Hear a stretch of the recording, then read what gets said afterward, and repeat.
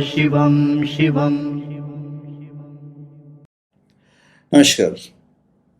आप सबका हमारे चैनल श्रीमद् होम रेमेडीज पर स्वागत है। इस वीडियो में हम आपको बताने जा रहे हैं कि महाभारत युद्ध में दो सर्वश्रेष्ठ योद्धा थे, अर्जुन और कर्ण। कर्ण के पास विजय धनुष था तो अर्जुन के पास गांडीव। तो इन दोनों धनुष में ज्यादा शक्तिशाली धनुष कौन सा था? हम कर्ण और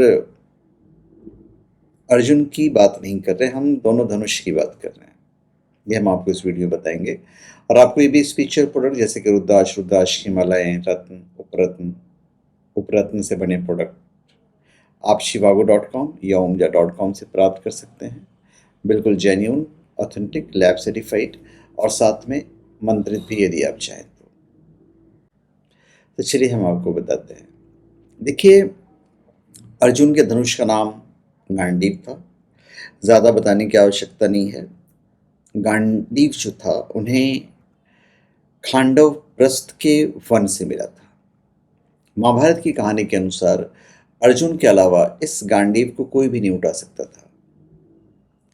भगवान श्री कृष्ण ने गांडीव धनुष उठाकर अर्जुन को देते हुए कहा था कि अर्जुन, तुम्हारे अलावा इस गांडीव को कोई नहीं उठा सकता, इसलिए इस धनुष के अधिकारी तुम हो। और इसके साथ ही अर्जुन को तीर रखने का एक तरकश भी दिया गया था जिसमें वान कभी समाप्त नहीं होते थे। अब दूसरी तरफ हम कर्ण के विजय धनुष की बात करते हैं। विजय धनुष उन्हें भगवान परशुराम जी ने ही दिया था, क्योंकि उन्हें लगा था कि यार इसके साथ कहीं कुछ मतलब दया आ गई थी जब उन्होंने श्राप दे दिया तो कर्ण के धनुष में ऐसी खूबियां थी जो अर्जुन के गांडीव धनुष में नहीं थी। विजय एक ऐसा धनुष था कि किसी प्रकार के अस्त्र शस्त्र से खंडित नहीं हो सकता था। हालांकि ये खासियत गांडीव में भी थी। विजय धनुष से तीर छूटते ही भयानक ध्वनि उत्पन्न होती थी।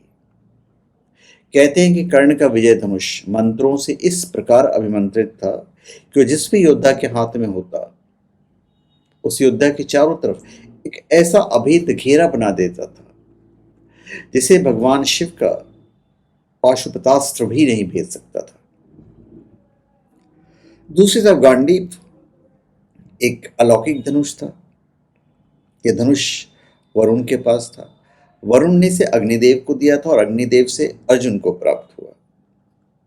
यह धनुष देव, दानव और गंधर्वों से अनंत वर्षों तक पूजित रहा था। वह किसी भी शस्त्र से नष्ट नहीं हो सकता था तथा अन्य लाख धनुष का सामना कर सकता था। जो भी इसे धारण करता था उसमें शक्ति का संचार हो जाता था। अर्जुन के अच्छे तरकश के बाण भी कभी समाप्त नहीं होते थे, जैसा कि मैंने आपको बताया। तो मंत्रों से अभिमंत्रित, हम विजय धनुष की बात कर रहे हैं। विजय धनुष जो था मंत्रों से अभिमंत्रित होने के कारण उस विजय धनुष पर जिस भी वाण को रखकर चलाया जाता था उस वाण की ताकत उसकी वास्तविक ताकत से कई गुना बढ़ जाती थी। कहते हैं कि किसी धनुष के प्राण उसकी प्रत्यंचा में होती है और विजय धनुष की प्रत्यंचा इतनी मजबूत थी कि उसे दुनिया के किसी भी अस्त्र और शस्त्र से नहीं काटा जा सकता था। कहते हैं कि भाई सारे धनुषों का जो निर्माण है वो विश्वकर्मा जी ने किया था।